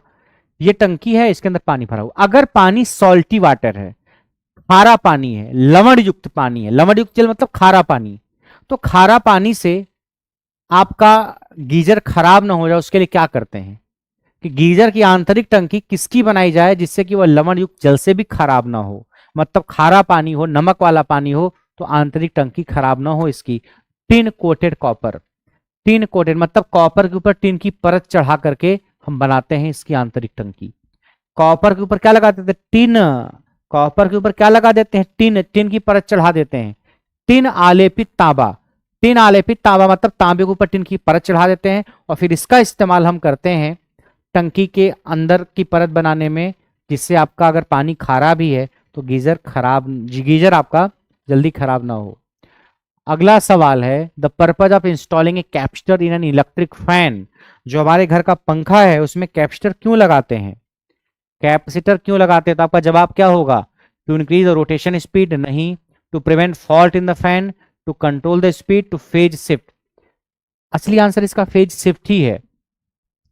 ये देखो मुख्य वाइंडिंग है, ये सहायक वाइंडिंग है, मेन वाइंडिंग, ऑक्सिलरी वाइंडिंग, मुख्य वाइंडिंग, सहायक कुंडली या स्टार्टिंग वाइंडिंग भी इसको बोलते हैं। ये कैपेसिटर है, ये स्विच है जिसको सेंट्रीफ्यूगल स्विच बोलते हैं, सप्लाई है। आप याद करना फेज शिफ्ट, फेज शिफ्ट मतलब मेन वाइंडिंग और ऑक्सिलरी वाइंडिंग में जाने वाली करंट में कुछ फेज शिफ्ट होना चाहिए। मुख्य कुंडली और सहायक कुंडली में जाने वाली करंट में कुछ न कुछ फेज डिफरेंस, कला का अंतर होना चाहिए, अन्यथा आपकी मोटर स्टार्ट नहीं होगी। तो फेज शिफ्ट पैदा करने के लिए यूज करते हैं। इस सवाल का ऑप्शन के हिसाब से यही होगा। या अगर हो सकता है ये ऑप्शन नहीं होता, होता सेल्फ स्टार्ट बनाने के लिए, ये ऑप्शन ना होता, होता सेल्फ स्टार्ट बनाने के लिए, तो हम वही टिक कर देते। सेल्फ स्टार्ट मतलब स्वचालित बनाने के लिए, स्वचालित बनाने के लिए, तो चलेगा। अगला है the resistance of a new thermostat switch should be. जो थर्मोस्टेट स्विच होता है जिसका काम होता है टेम्परेचर को कंट्रोल करना, उसका रेजिस्टेंस कितना होना चाहिए, ओनली फ्यू ओम, बहुत कम ओम होना चाहिए, मतलब लेस देन 10 या जीरो, मतलब जीरो से लेके कुछ ओम तक, 10-12 ओम तक, इसी के आसपास होना चाहिए। किलो ओम में ना बाबा ना, मेगा ओम में इतना ज्यादा, इनफाइनाइट, पागल हो क्या चिंटू। थर्मोस्टेट स्विच का रेजिस्टेंस बहुत कम होना चाहिए, जीरो से लेके कुछ ओम तक, वही है, केवल कुछ ओम, 10 ओम या शून्य, मतलब जीरो से लेके 10-12 ओम तक ऐसे ही होना चाहिए, बहुत ज्यादा नहीं होना चाहिए। सवाल फिर वही है, what should be the resistance of a new thermostat. नए थर्मोस्टेट का प्रतिरोध कितना होना चाहिए, kilo ohm, infinity, mega ohm, ना, जीरो और फ्यू ओम, मतलब शून्य हो या कुछ ओम हो, 2, 4, 5, 10 ओम हो, बहुत ज्यादा नहीं होना चाहिए। ठीक है। अगला सवाल है the insulating non conductor use in electric heater.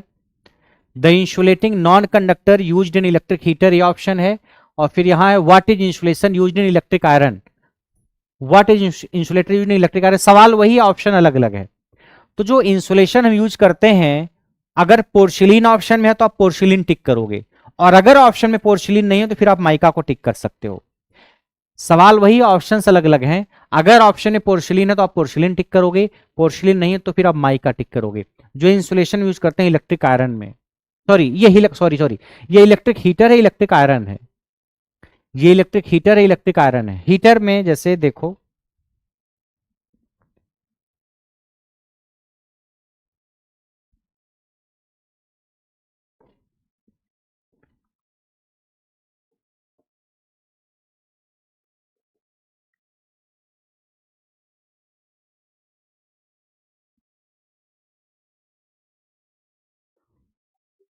ये जैसे मान लीजिए जो आपका इंसुलेशन है, ये सफेद सफेद, ये किस चीज का बना होगा, किस चीज का बना होगा? तो अगर आपका हीटर है और ऑप्शन में पोर्सिलिन है तो पोर्सिलिन टिक करना इलेक्ट्रिक हीटर में, और अगर इलेक्ट्रिक आयरन है और माइका है तो माइका टिक कर देना आप, ठीक है। अगला सवाल है कि एक पंखा है जिसका वोल्टेज 230 वोल्ट है, 48 इंच सीलिंग फैन है, और वोल्टेज आपने उसको 120 वोल्ट दिया तो क्या होगा? अगर आपने 230 वोल्ट की रेटिंग वाला पंखा है उसको कम वोल्टेज दिया, तो कम वोल्टेज देने से उसकी स्पीड कम हो जाएगी, इट विल रन स्लोली। जितना रेटेड वोल्टेज पंखे का है अगर आप उतना ही वोल्टेज दोगे, जितना रेटेड वोल्टेज अगर आप उतना ही वोल्टेज दोगे, तब तो ये उसी स्पीड से चलेगा जो इसकी रेटेड स्पीड है। लेकिन अगर 230 वोल्ट इसकी रेटिंग है और आपने वोल्टेज 120 वोल्ट दिया, कम वोल्टेज अगर आपने दिया तो कम स्पीड से चलेगा। आपका जो रेगुलेटर होता है पंखे का वो यही तो करता है। रेगुलेटर क्या करता है, जो पंखे को दिया जाने वाला वोल्टेज होता है उसको कम कर देता है, और वोल्टेज कम करने से स्पीड कम हो जाती है।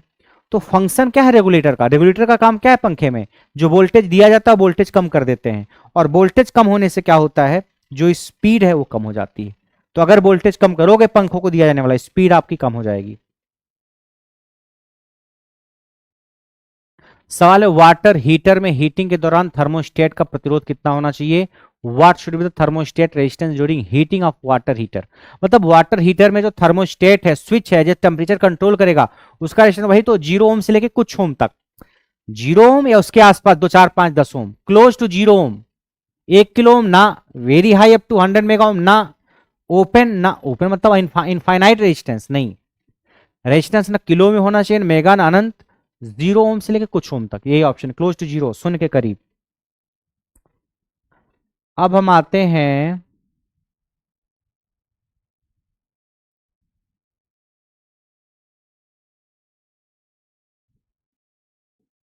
If the capacitor in a fan is sorted then the fan will. अगर एक कैपेसिटर के पंखे को शॉर्ट कर दिया जाए, ये वाली जो कैपेसिटर है, ये कैपेसिटर वाली मोटर है, कैपेसिटर स्टार्ट मोटर, पंखे को शॉर्ट कर दे तो क्या होगा? सॉरी, कैपेसिटर को शॉर्ट कर दे तो क्या होगा? इसको शॉर्ट कर दें,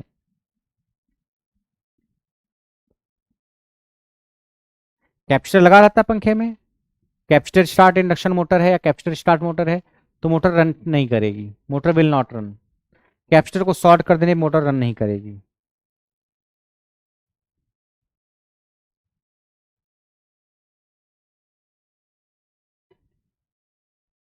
अगला सवाल है which among the following is the reason for a fan running hot and slowly.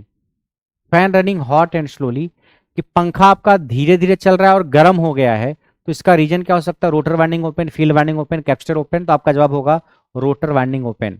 अगर रोटर वाइंडिंग आपकी ओपन है एक तरीके से तो पंखा धीरे चलेगा और गर्म हो सकता है, ये इसका पॉसिबल आंसर है। यहां पे देखो लिखा हुआ है if the fan is running slowly, अगर पंखा धीरे धीरे चल रहा है तो रीजन क्या हो सकता है? अगर पंखा धीरे चल रहा है तो उसका क्या संभावित कारण हो सकता है? आपके घर में चल लगा हुआ पंखा, ये ऑप्शन है, रोटर की वाइंडिंग ओपन है, फील्ड वाइंडिंग ओपन है, कैपेसिटर ओपन है, रोटर वाइंडिंग शॉर्ट है। यहां पे जो ऑप्शन था, यहां पे कैपेसिटर की कहानी थी ही नहीं कि rotor winding open, field winding open, capacitor open, फलाना ओपन, तो हमने यहां रोटर वाइंडिंग ओपन किया, rotor winding, rotor winding open था तो हमने रोटर वाइंडिंग ओपन किया। ये सवाल था कि पंखा जो है आपका स्लो है और गर्म भी हो रहा है, रनिंग हॉट एंड स्लोली, याद रखना पंखा धीरे भी चल रहा है और गर्म भी है, गर्म भी हो रहा है पंखा, तो फिर आप बोलोगे रोटर वाइंडिंग ओपन हो गई। और अगर सवाल है पंखा स्लो चल रहा है, बस स्लो चलने की कहानी, यहाँ हॉट वॉट होने की कहानी नहीं है, अगर आए पंखा धीरे भी हुआ और गर्म भी हुआ, पंखा गर्म और धीरे चल रहा है, तो रोटर वाइंडिंग ओपन बोलोगे आप।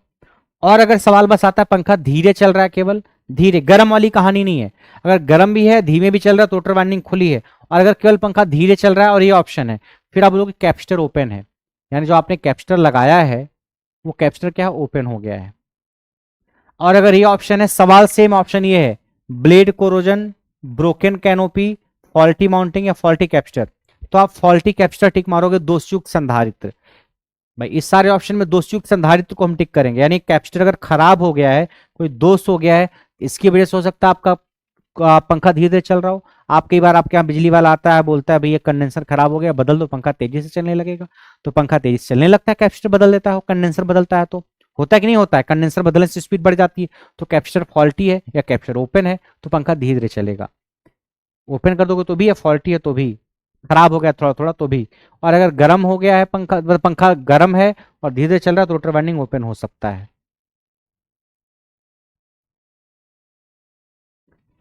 अगला सवाल है, in the electric iron blisters on the sole plate is a defect which is due to.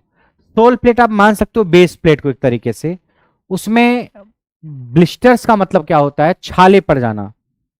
छाले पड़ जाना का मतलब ये है, जो आपका पंखा है उसमें ब्लिस्टर पड़ गया, मतलब काला काला धब्बा पड़ जाना।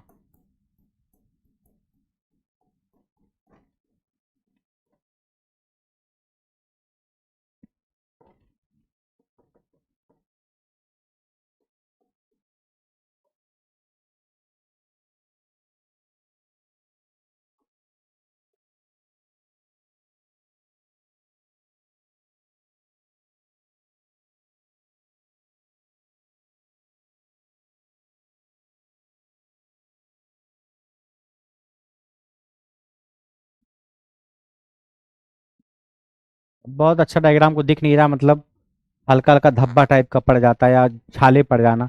अब प्रेस को छाले पड़ने का मतलब थोड़ी उसमें कि मवाद भर गई हो कुछ ऐसा, बट काले काले धब्बे आ जाते हैं या छाले पड़ जाते हैं।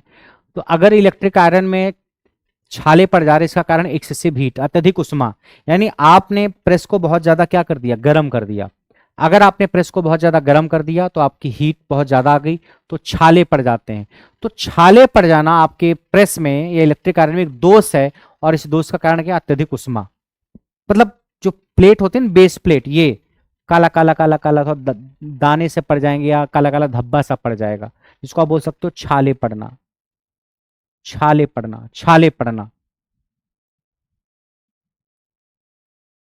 सवाल है कि हमारे पास जो टेबल फैन है बहुत कम गति से चल रहा है, इसका कारण क्या है, इसका कारण है कि आपने वोल्टेज कम दिया है। बिल्कुल, अगर आप कम वोल्टेज दोगे तो पंखा धीरे धीरे चलेगा, ज्यादा वोल्टेज दोगे तो पंखा तेजी के साथ चलेगा। और रेगुलेटर वही काम तो करता है।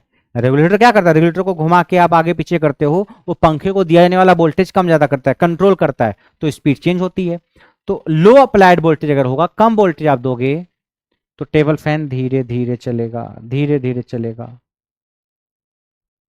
अगला है, सीलिंग फैन चलने के दौरान शोर करता है, आवाज करता है, इसका कारण क्या हो सकता है, आवाज करता है इसका कारण हो सकता है उसकी बियरिंग घिस गई हो और ग्रीस नहीं हो, ग्रीस लुब्रिकेशन ना हो, एब्सेंस ऑफ ग्रीस। अरे ग्रीस नहीं लगाते तो साइकिल की चेन में लगाते हो नहीं, साइकिल जब खट खट खट खट खट खट आवाज करती है तो सर ग्रीस लगाते हैं सर, हाँ, अरे वही जो लुब्रिकेंट होता है। तो बियरिंग घिस गई हो, ग्रीस नहीं हो, तो आपका पंखा क्या करेगा, आवाज करेगा। क्या करेगा, आवाज करेगा। अब हम आते हैं वॉशिंग मशीन में। चिंटू तुमको इसमें धुल के साफ करेंगे, चमकाएंगे, सुंदर बनाएंगे, जब आप नौकरी ज्वाइन करने का पहला दिन होगा तब। वॉशिंग मशीन से हम कपड़ा धुलते हैं। सवाल पहला आता है कि किस सिद्धांत पे कार्य करती है, सबसे इंपॉर्टेंट सवाल तो सेंट्रीफ्यूगन के सिद्धांत पे कार्य करती है। अपकेंद्रीकरण, ये किस सिद्धांत पे कार्य करती है, अपकेंद्रीकरण, सेंट्रीफ्यूगेशन के सिद्धांत पे कार्य करती है। ये सवाल एग्जाम में बार बार पूछा गया, वॉशिंग मशीन किस सिद्धांत पे कार्य करती है, सेंट्रीफ्यूगेशन के सिद्धांत पे कार्य करती है। दूसरा सवाल, वॉशिंग सेंट्रीफ्यूगेशन क्या होता है सर, अरे भाई एक डब्बा लिया, ड्रम, पानी डाला, सरफ डाला, उसमें अपना कपड़ा डाल दिया और घूमने लगी हो तेजी के साथ, तो आपका कपड़ा भी घूमेगा। एक ड्रम टाइप का है, वो घूम रहा है, उसमें सरफ सब डाल दिया, पानी वानी डाल दिया, कपड़ा डाल दिया, घूम रहा है, कपड़ा भी घूम रहा है, पानी भी घूम रहा है। जब तेजी के साथ आपका कपड़ा या पानी घूमता है, तो जब भी कोई चीज घूमती है तो उस पर केंद्र से बाहर की तरफ एक बल लगता है।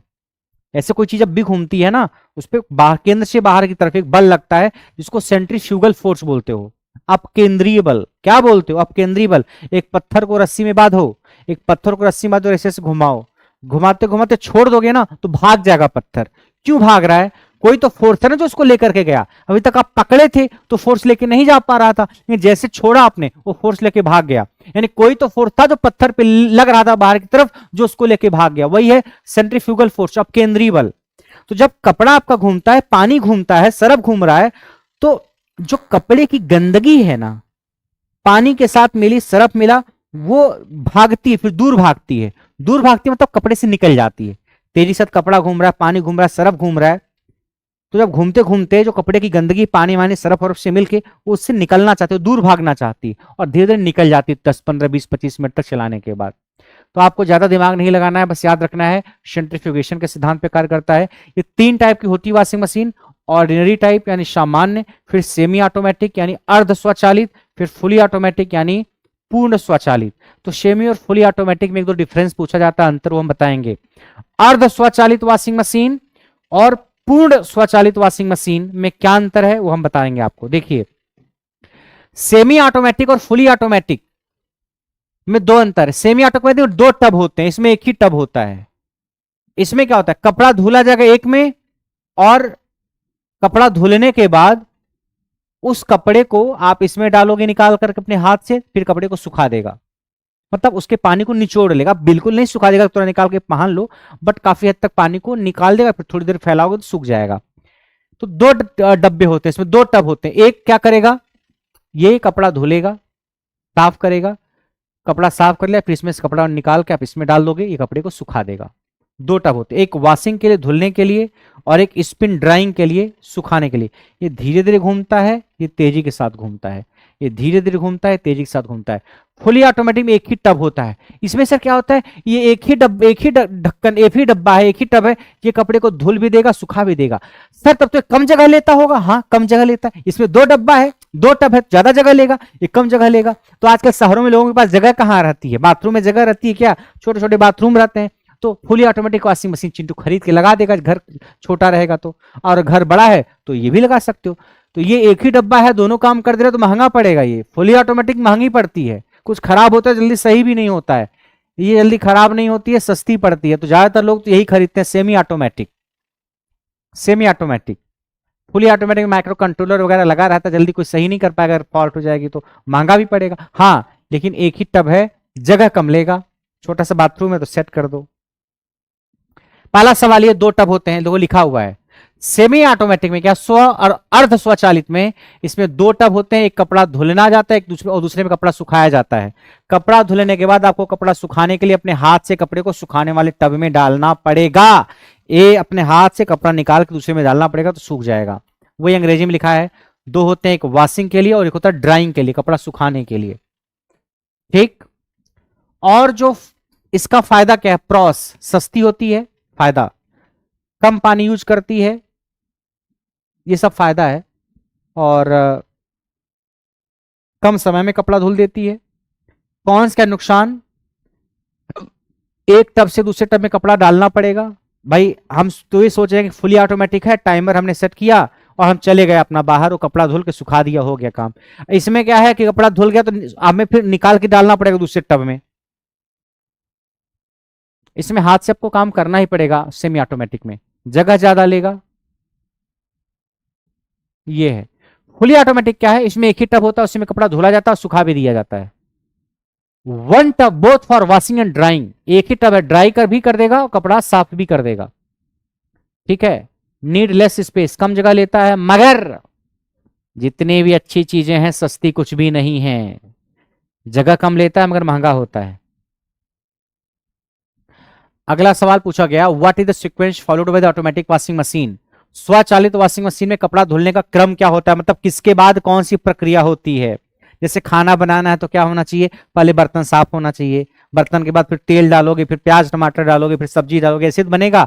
वॉशिंग मशीन में क्या होता है, सबसे पहले होता है सोकिंग, फिर वॉशिंग, फिर रिंजिंग, फिर ड्राइंग। मतलब सर अरे पहले कपड़ा पानी में डाल दोगे, पानी में भिगोगे, हाँ पानी और कपड़ा मिलेंगे एक दूसरे से, हाँ उसके बाद वॉशिंग, फिर कपड़ा धुला जाएगा। अरे भाई टब है, पानी सिर्फ डाल दिया, कपड़ा उसमें जाके डाल दिया हमने, ठीक, पहले कपड़ा उसमें डालोगे, उसके बाद वॉश होगा, वो कपड़ा क्या होगा, धुला जाएगा। उसके बाद धुलने के बाद रिंजिंग, निचोड़ा जाएगा, मतलब जो पानी है वो निचोड़ लिया जाएगा, उसके बाद कपड़ा सूख जाएगा। यही 4 स्टेप है। रिंज करना मतलब निचोड़ लेना, हाथ से चिंटू क्या करता है, पकड़ करके मरोड़ देता है ताकि पानी सब टपक जाए, जो है ऐसे करते हो, मरोड़ देता है, पानी टपक जाता है, फिर जाके फैला देता है चिंटू, तो वही है निचोड़ देना।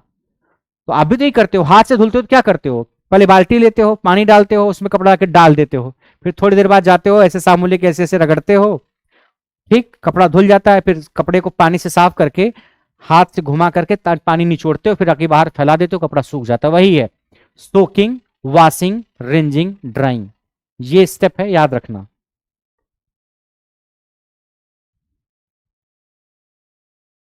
वॉशिंग मशीन में रासायनिक सेंसर का प्रयोग करते हैं, the chemical sensor in washing machine. ये पीएच वैल्यू नापता है, पानी की पीएच वैल्यू को नापता है। ठीक है,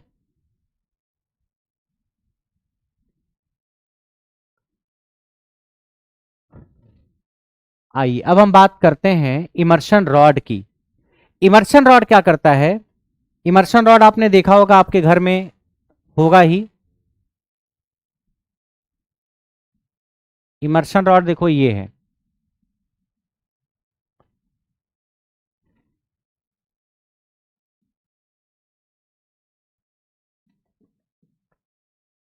ये दिख रहा है ना? ये इमर्शन रॉड है, 1500 वाट की दिखा रहा है। किस कंपनी की है? रिको। ये इमर्शन रॉड है।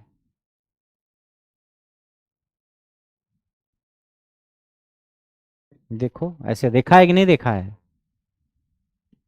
हाँ सर देखा है, 1 ईयर वारंटी। इमर्शन रॉड की कहानी क्या है?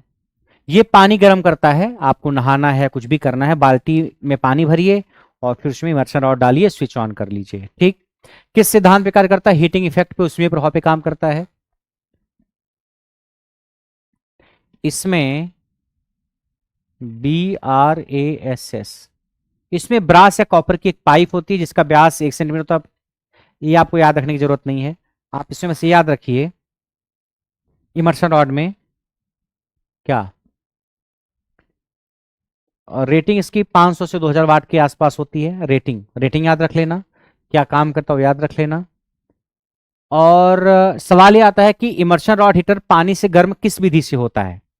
ये सवाल पूछा जाएगा। जैसे बाल्टी लेते हो आप, बाल्टी में पानी भर देते हो, फिर इमर्शन रॉड को उसमें डुबा देते हो आप और स्विच ऑन कर देते हो, यही तो करते हो। फिर पानी गर्म होने लगता है। जब पानी अभी ठंडा ही है, अभी गर्म नहीं हुआ है, तो फिर पानी रुका रहता है। जैसे जैसे पानी में बुलबुला बनने लगता है, पानी हिलने डुलने लगता है, ऊपर नीचे होने लगता है, हमको लग गया पानी गर्म हो गया, हम स्विच बंद कर देते हैं। कभी गलती से इमर्शन रॉड चालू तो उंगली मत डालना, ये नहीं करना है। इमर्शन रॉड चालू है, चिंटू ऐसे उंगली डाल के चेक कर रहा है पानी गर्म हुआ कि नहीं, ऐसे नहीं करना है। इमर्शन रॉड अगर चालू है तो उसमें आप गलती से उंगली मत डालिए। सवाल ये होता है कि इमर्शन रॉड जब पानी गर्म करता है तो किस विधि से गर्म करता है? कंडक्शन, कन्वेक्शन या रेडिएशन? चालन, संवहन या विकिरण? तो कन्वेक्शन यानी संवहन से। पानी वानी में जो भी उष्मा का प्रवाह होता है ना, पानी गर्म होने का जो इमर्शन रॉड से, वो कन्वेक्शन के द्वारा ही होता है। एक्चुअली जैसे इमर्शन रॉड ये है, इमर्शन रॉड मान लीजिए ये है आपकी, पहले इसके आसपास का पानी गर्म होगा, इसके आसपास का पानी गर्म होकर के ना फिर हल्का हो जाता है, फिर पानी ऊपर उठता है। ये पानी क्या होगा? ऊपर उठेगा। इसके आसपास जो पानी टच हो रहा था, तो पानी जब गर्म हुआ तो गर्म होकर हल्का वो ऊपर उठेगा, हल्का होके फिर इसकी जगह लेने के लिए ठंडा पानी आता है, ठंडा पानी आता है, तो फिर ठंडा पानी इसकी जगह पे आया, ऊपर वाला पानी में ठंडा है। मान लीजिए इमर्शन रॉड यहीं तक है, ये तो हत्था हैंडल है उसका, इमर्शन रॉड यहीं तक है, फिर ठंडा पानी इसके पास आया उसको जगह लेने के लिए, फिर ठंडा पानी यहाँ पे कुछ देर रहेगा, वो गर्म हो जाएगा। जब वो ठंडा पानी गर्म हो जाएगा फिर वो हल्का होकर के ऊपर उठ जाएगा, फिर ठंडा पानी इसकी जगह लेने के लिए आएगा। यही प्रक्रिया चलती रहती, इसलिए पानी हिलता डुलता है। पानी ठंडा है बाल्टी में रखा हुआ तो हिलेगा डुलेगा नहीं, लेकिन जब पानी गर्म हो जाता है इमर्शन रॉड से तो पानी हिलोरे मारता है, बुलबुले बनते हैं। ठीक, तो संवहन के द्वारा उष्मा का स्थानांतरण होता है इमर्शन रॉड हीटर में। दूसरा सवाल आता है कि आपको इमर्शन रॉड का इस्तेमाल करते वक्त इस चीज की सावधानी रखनी है। किस चीज की? कि कभी गलती से इमर्शन रॉड को आपने स्विच ऑन कर दिया और आपने पानी में नहीं डाला है। क्या है कि स्विच मतलब बोर्ड में लगा इमर्शन रॉड और बाल्टी में नहीं डाला, वैसे ही रखा है बाहर और स्विच ऑन कर दिया, थोड़ी देर में खराब हो जाएगा, वो काला पड़ जाएगा, खराब हो जाएगा। तो इस बात का आपको ख्याल रखना है कि कभी भी इमर्शन रॉड को पानी में डुबोए बिना ऑन मत करिए, अन्यथा खराब हो जाएगा। अगला सवाल है,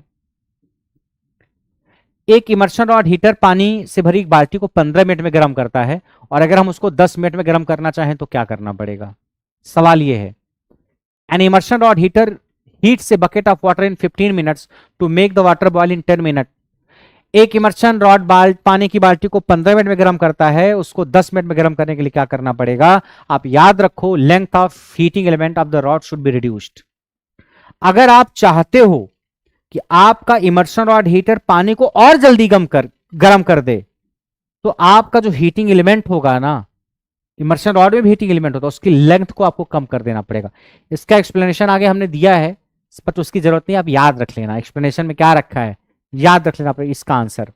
कि एक बाल्टी से भरी पानी में आपने इमर्शन रॉड डाला, इमर्शन रॉड पानी से भरी बाल्टी को 10 मिनट में गर्म करता है। मैं और जल्दी गर्म करना चाहूं तो मुझे क्या करना पड़ेगा? अब मैं अपने घर पे थोड़ी काम कर पाऊंगा, वो तो फैक्ट्री में मैन्युफैक्चरिंग के वक्त जो चेंज करना होगा किया जाएगा। पर सवाल बनाया गया कि अगर पानी जितने भी टाइम में गर्म हो रहा है, मैं और जल्दी गर्म करना चाहूं, तो इन ऑप्शंस में से क्या करना पड़ेगा? Length of the heating element of the rod should be reduced. अगर जो उसका हीटिंग तत्व है उसकी लंबाई को हम कम कर दें, लंबाई को बढ़ा दें, कम कर दें, वोल्टेज कम कर दें, एरिया को बढ़ा दें, तो लंबाई को कम कर देंगे तो पानी जल्दी गर्म हो जाएगा। वही है, वो सारी कहानियां समझाई, उसकी जरूरत आपको नहीं है। एल क्या है? Length of the heating element, heating तत्व की लंबाई। एल क्या है? हीटिंग तत्व की लंबाई, तो लेंथ को कम कर दो, बी ऑप्शन। जो लेंथ है उसको कम कर दो, रट लेना। अच्छा ठीक है सर, पानी को 10 ही मिनट में बॉयल करना, 15 मतलब कम करना है। पहले 1 घंटे में बॉयल करा था, 20 मिनट में करना है, या पहले 20 मिनट में करना था, 5 मिनट में करना है, तो लंबाई को क्या कर दो? कम कर दो, हो गया काम। सवाल एक है, इलेक्ट्रिक इंक्यूबेटर क्या होता है? अंडा सेने की मशीन। अरे, it is for artificial incubation of eggs of हेन या डक्स, या मुर्गी या बत्तख के अंडों को कृत्रिम रूप से तैयार करने की विधि है। मुर्गी या बत्तख के अंडे को कृत्रिम मतलब आर्टिफिशियल तरीके से तैयार करने की विधि क्या है? Electric incubator. उष्मा इत्र बोलते हैं हिंदी में, क्या बोलते हैं? उष्मा इत्र। अंडा सेने की मशीन, इलेक्ट्रिक इंक्यूबेटर।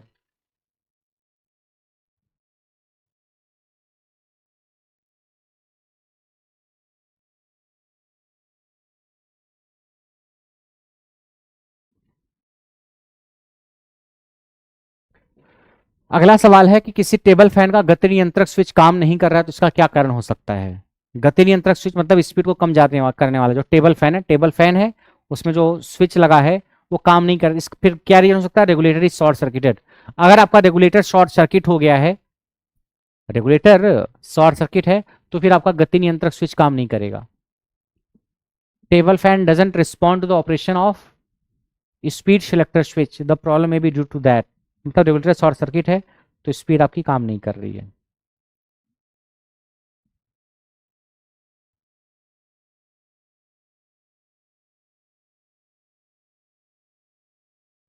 आज की कहानी इतनी ही। इलेक्ट्रिकल अप्लायंसेज आपका कंप्लीट हुआ, इतना पढ़ करके जाना, ठीक है। आपको और सारे टॉपिक इसी तरीके से कम समय में छोटे में पढ़ने हैं, तो आप पढ़ सकते हो करियर पे जा करके। सुपर फास्ट बैच स्टार्ट हुआ है, एक इलेक्ट्रीशियन ट्रेड के लिए, एक इलेक्ट्रॉनिक मैकेनिक ट्रेड के लिए। करियर ऐप खोलना, आप ऐप पे सबसे नीचे बैच का ऑप्शन होगा, उस पर क्लिक करना। फिर ऊपर कई सारे एग्जाम के सेक्शन बने होंगे, जिस सेक्शन पे आप क्लिक करोगे उसके बैचेज दिखते हैं। तो आप जेई ITI रेलवे करके एक सेक्शन होगा, उस पर क्लिक करना, तो जितने भी बैचेज हैं आपको दिख जाएगा।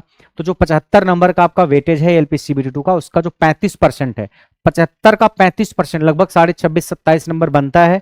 तो उस 27 नंबर को ले आ पाओगे आप इस बैच से पढ़ के, जो बैच करियर लैब पे चल रहा है। ले आ पाने का मतलब वीडियो को अच्छे से देखना पड़ेगा। अभी आपके पास तो टाइम है, आज 9 तारीख है ना, तो अभी आपके पास टाइम है लगभग लगभग 25 दिन का। तो 25 दिन में आप आराम से पढ़ सकते हो और पास हो सकते हो। तो अगर आपके पास टाइम नहीं है तो आप इस शॉर्ट में जो सुपर फास्ट बैच है 35% टारगेट वाला, इसको ज्वाइन कर सकते हैं। बाकी कंप्लीट बैचेस तो चल ही रहे हैं सारी ट्रेड के या बेसिक साइंस और ड्राइंग के, तो आपकी जैसी जरूरत है आप ले सकते हैं। और कोई क्वेरी है तो बैच से रिलेटेड, JEI और रेलवे के बैच से रिलेटेड, ठीक है, तो आप व्हाट्सएप मैसेज करके पूछ सकते हैं। ये हमने इलेक्ट्रिकल अप्लायंसेज आपको पढ़ाया, और कोई दिक्कत है तो बताइए, कुछ कहना है, कुछ पूछना है? शोभित बोल रहे हैं सर पहले से ऑप्शन टिक था तो पता लग जाता है, आंसर टिक करने का मौका दीजिए। ठीक है, आगे से जो क्लास लेंगे ना, आंसर हटा दिया करेंगे, तो आपके पास थोड़ा टाइम रहेगा सोचने का। आगे से जो क्लासेज लेंगे ये हटा दिया करेंगे। और बोलिए।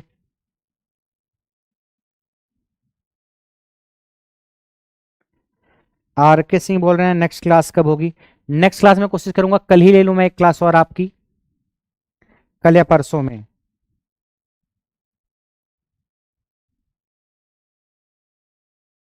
शोभित बोल रहे हैं सर गगन सर के मैथ बैच की फीस एक बार फिर से 599 करा दीजिए।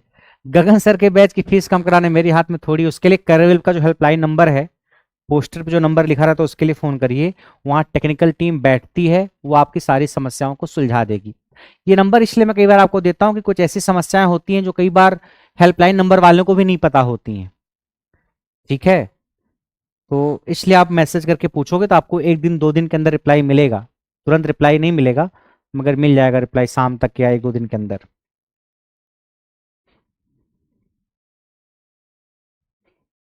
आर के बोले सोल्डरिंग वाला चैप्टर कब होगा? सोल्डरिंग उतना इंपॉर्टेंट नहीं है, बट मैं देखता हूँ अगर जरूरत होगी तो करा दूंगा मैं। देखो जो आपका ये बैच है ना 35% वाला, इसमें हमें पासिंग नंबर ले आने की तैयारी करनी है और उतना ही पढ़ाया जाएगा कि आप पास हो जाओ। अब इतना नहीं पढ़ाएंगे कि 27 पे अटक जाओ आप, हम पढ़ाएंगे तो एटलीस्ट इतना आप 40 नंबर तक ले आओ। बट आपको सारे टॉपिक बहुत शिद्दत से पढ़ने की जरूरत नहीं है एलपी के ट्रेड के लिए। और कोई एग्जाम होगा तो आपको बिल्कुल सारे टॉपिक बहुत अच्छे से पढ़ने हैं, लेकिन एलपी में हमको तो बस 35% का जुगाड़ करना है ना, 70% का जुगाड़ थोड़ी करना है।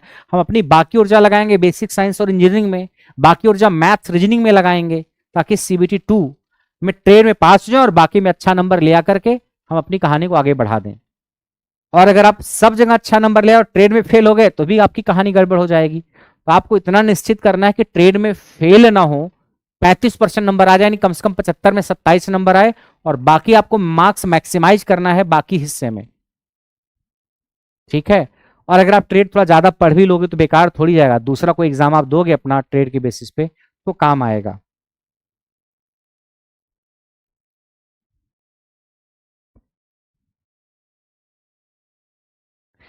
शनि बोले सेंटर दूर नहीं देगा ना?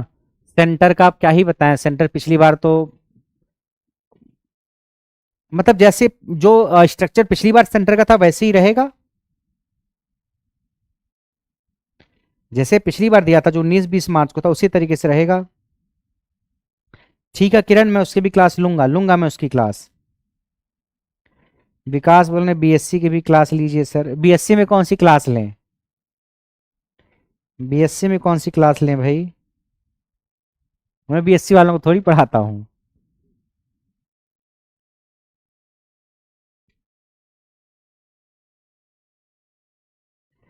आप इतना पढ़ के चले जाएंगे ना तो आपका इलेक्ट्रिकल अप्लायंसेज का काम हो जाएगा, ठीक है। पढ़ने को तो आप बहुत कुछ पढ़ते रहो इलेक्ट्रिकल अप्लायंसेज में 2-4-6 दिन, और मैं भी 2-4-6 दिन पढ़ाता रहूं, लेकिन उन हिस्सों से सवाल आने के चांसेस कम है। ज्यादातर चांस जो आएगा वो मैंने आपको बता दिया, ठीक। तो मिलते हैं फिर आपसे नेक्स्ट क्लास में। कुछ और कहना है तो बताइए।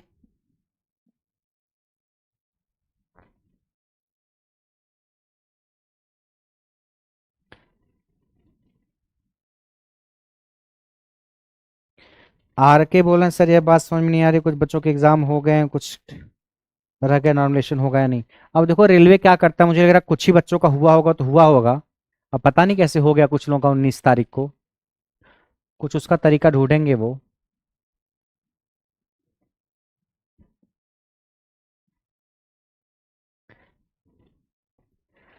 ठीक है चंदन, चंदन विकास,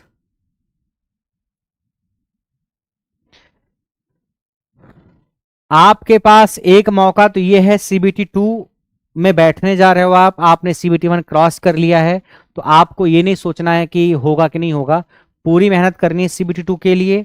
और सीबीटी 2 का एग्जाम देने के बाद फिर आपको अगला जो स्टेज साइको वाइको उसके बारे में थोड़ा बहुत सोचना चाहिए। और जिन लोगों का सीबीटी 1 ही नहीं हुआ उनके लिए नई वैकेंसी रेलवे दे ही रहा है, बस 2-4 दिन में हम लगता है डिटेल नोटिफिकेशन आ ही जाएगा उसका, 1-2 दिन में। तो नई वैकेंसी भी रेलवे की आई रही है, एलपी के लिए भी जेई के लिए भी आई जाएगी। तो मौके आपके पास पर्याप्त हैं, बस आपका कंटेंट कैसा है उसको आपको देखना है, ठीक। कंटेंट अपना अच्छे से तैयार करिए, पेपर दीजिए, और जो आपके पास 20-22 दिन बचे हुए हैं ना, तो इधर उधर की न्यूज में मत ध्यान भटकाया करो कि सर मोबाइल फोन खोलते हैं तो मोबाइल फोन खोलते ही लगता है दुनिया कितनी रंगीन है, उस रंगीन दुनिया में हम खो जाते हैं। ये दुनिया कितनी भी रंगीन हो, आपके लिए रंगीन तब तक नहीं जब तक कि आपके पास नौकरी नहीं है। ठीक है, दुनिया रंगीन है जब जेब में पैसा हो, और अगर जेब में पैसा नहीं हो तो उस रंगीन दुनिया को आप महसूस नहीं कर पाओगे। तो आपका पहला मकसद होना चाहिए आपके जेब में पैसा हो। और अगर आप, अलग अलग तरीका सबके लिए होता है, आपके लिए नौकरी का, सरकारी नौकरी का, तो उसकी कोशिश करिए। जब तक आप तैयारी कर रहे हैं तो जेनुअनली मेहनत से तैयारी करिए। तो 20-25 दिन जो भी बचे हुए हैं, इसमें मैथ्स का जो हिस्सा है, रीजनिंग का जो पार्ट आपका वीक है, आपने CBT 1 क्रॉस किया तो सब तो पढ़ के आए ही हो आप, बट फिर भी कुछ हिस्सा होगा जो वीक होगा। बेसिक साइंस और इंजीनियरिंग का जो कुछ हिस्सा है वीक है। ट्रेड में कम से कम आप इतनी कोशिश कर लो कि पास तो एटलीस्ट हो जाओ आप, 27-28 नंबर मिनिमम आ जाए। इसका मतलब नहीं कि 28 नंबर का ही पढ़ के जाओ, 28 का पढ़ के जाओगे तो 20 नंबर आएगा। तो 28 नंबर ले आने के लिए भी जब आप 40 नंबर का टारगेट रखोगे ना, 40-42 का, तब जाके कहीं 30-32 नंबर आएगा कि 40-50 का टारगेट लेके चलोगे। कुछ लोग 28 नंबर का पढ़ ही रहे हैं, 28 नंबर का ही पढ़ेंगे, 28 सवाल ही अटेम्प्ट करेंगे, सब सही अटेम्प्ट करेंगे, कुछ कुछ गलत हो ही जाता है। तो अपनी कमियों पे ध्यान दीजिए, कमियां अलग अलग स्टूडेंट के लिए अलग अलग हो सकती हैं। ठीक है, और रिजल्ट जब आए तो फिर आप सेलिब्रेट करना, है ना।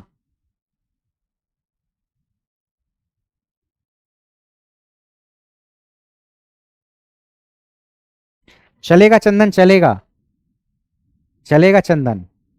चलिए मिलते हैं फिर नेक्स्ट क्लास में, तब तक के लिए इतना ही, ठीक है। आज के लिए इतना ही, नेक्स्ट क्लास में मिलते हैं।